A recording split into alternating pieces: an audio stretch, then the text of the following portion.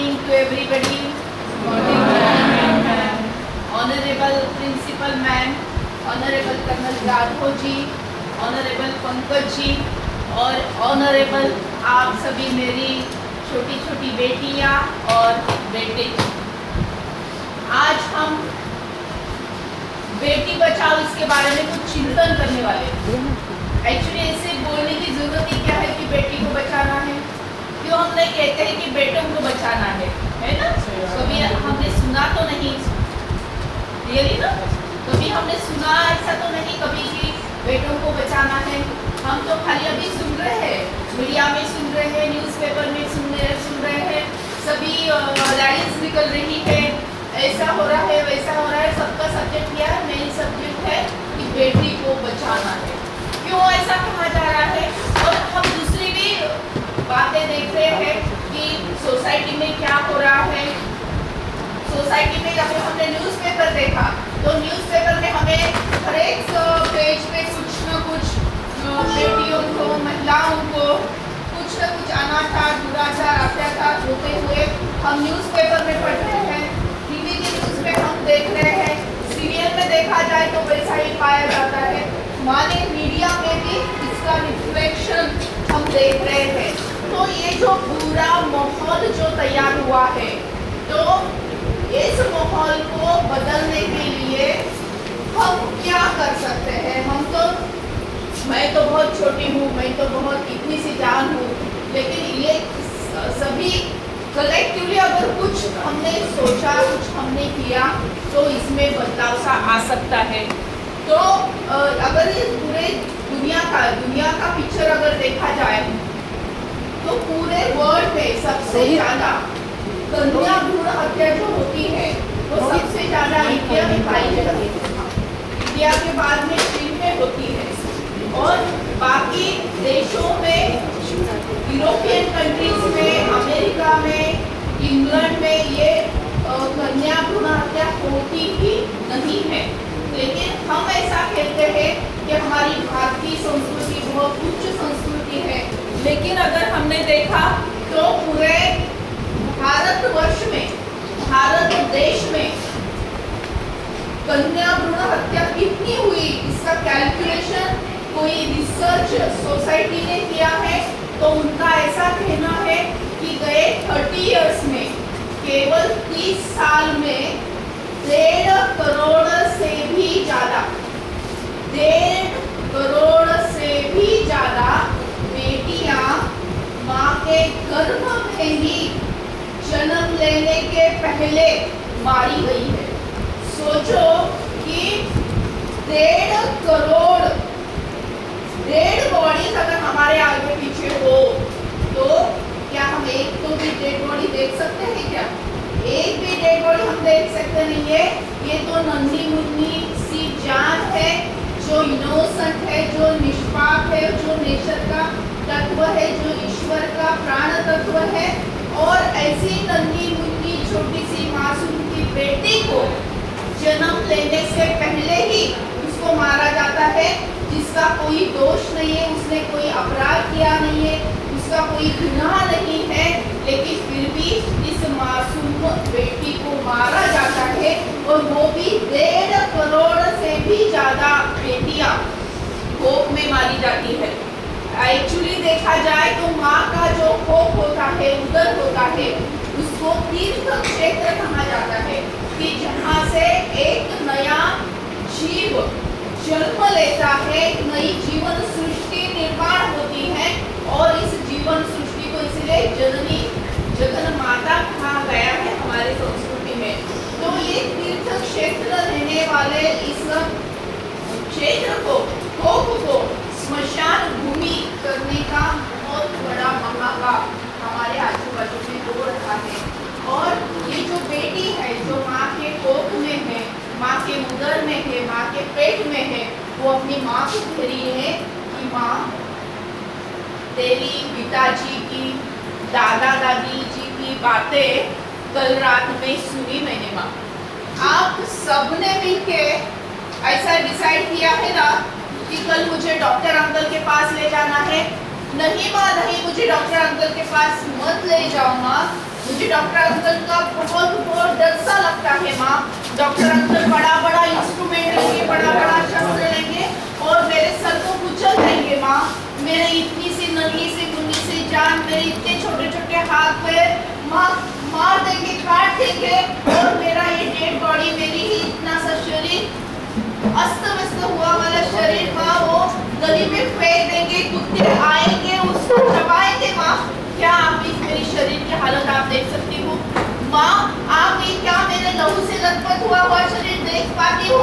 नहीं माँ, नहीं, आप ये शरीर नहीं देख पाओगी माँ, नहीं आप ये सहन कर पाओगी माँ। माँ ऐसा करना नहीं माँ।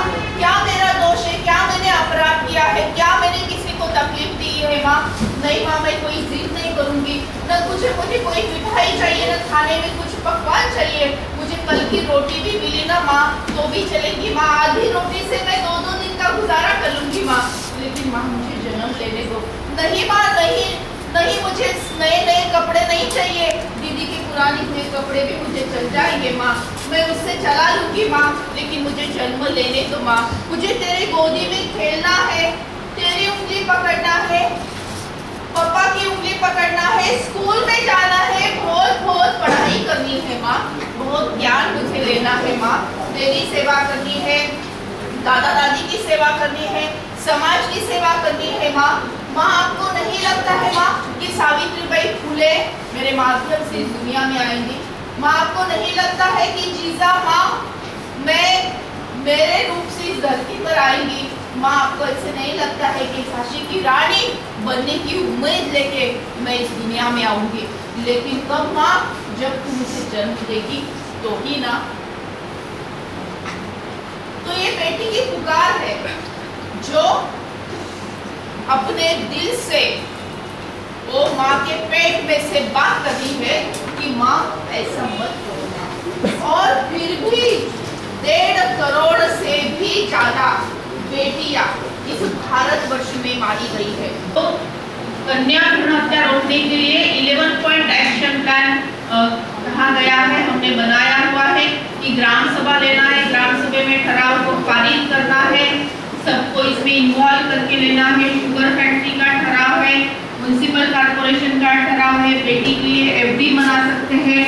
अभी सुकन्या समृद्धि जो स्कीम आई हुई है सेंट्रल गवर्नमेंट की, उसमें भी आप इन्वॉल्व हो सकते हैं। साथ साथ में हम 1 रुपी मैजिक स्कीम, मैं अभी मैडम से बात कर रही थी कि what is the 1 rupee magic scheme, जो हम स्कूल के लिए खास बनाई हुई है। तो इसमें ऐसा है, 1 रुपी मैजिक स्कीम ये ऐसी स्कीम है कि अगर अपने स्कूल में अगर कोई स्टूडेंट को बहन हो जाती है, मानी कोई परिवार में बेटी का जन्म हो जाता है, तो सारे स्टूडेंट ने खुशियां मनानी है। समझो अभी फॉर एग्जाम्पल, दीदी आपका नाम क्या है?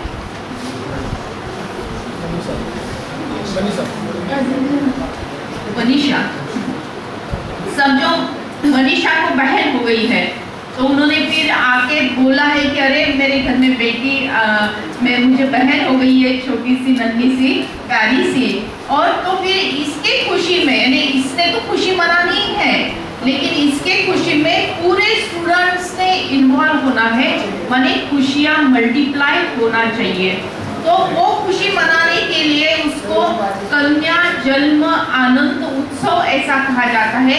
माने हर एक स्टूडेंट ने उसमें 1 रुपी का कंट्रीब्यूशन देना है।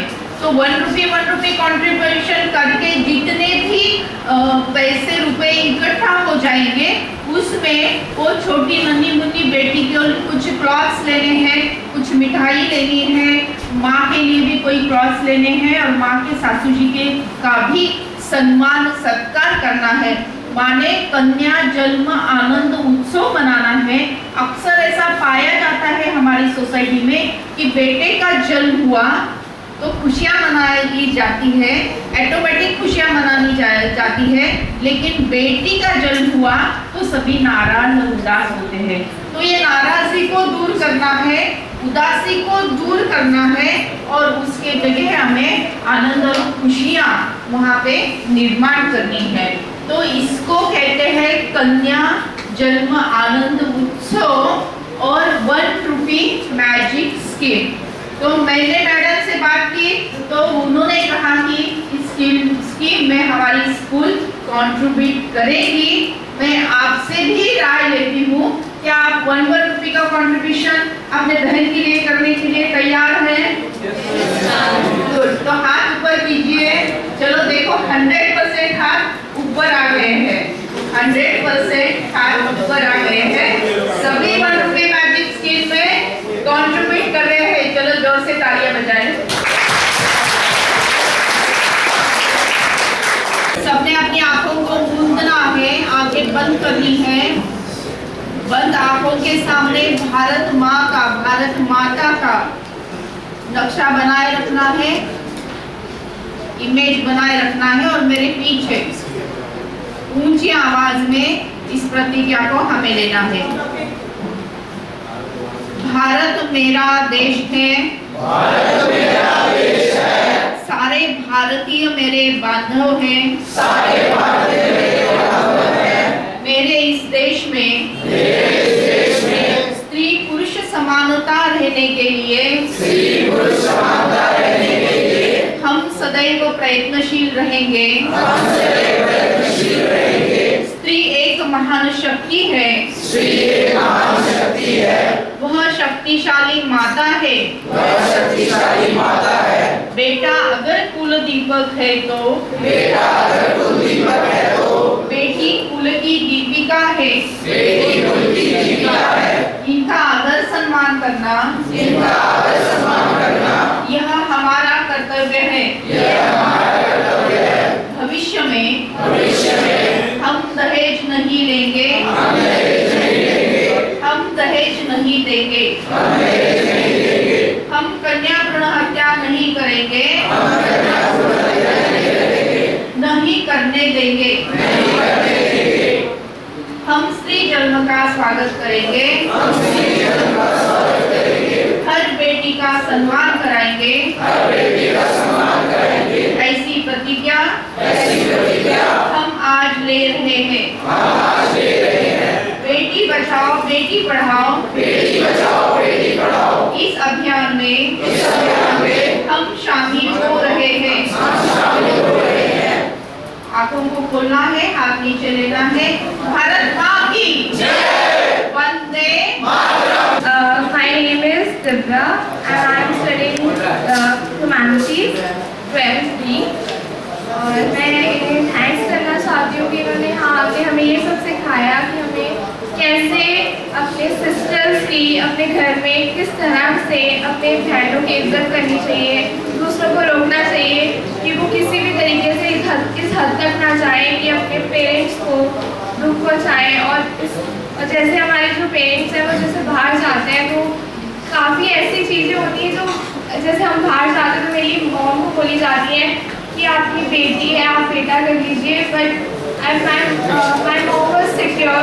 मैं अपनी मॉम को सिर्फ यही समझाती हूँ, यार just do girls of your, आपकी हिम्मत है, आप जो करोगे हम आपके साथ रहेंगे हमेशा। ऐसी कोई बात नहीं है। 10% ऐसे 10% बॉयज़ ही ऐसे हैं जो अपने फैमिली के साथ रहते हैं, बाकी ऐसा कोई भी बॉयज़ नहीं है जो अपने, आजकल आप देख लीजिए कोई भी लड़का नहीं है जो अपने पेरेंट्स की बात मानता है। सबसे अच्छी चीज़ है हमारी जो बहनें हैं हमारा काफ़ी साथ देती हैं, और पढ़ाई में भी और वैसे भी कोई दिक्कत हो तो आधे से ज़्यादा पेरेंट्स से वही बचाती हैं। और थैंक यू।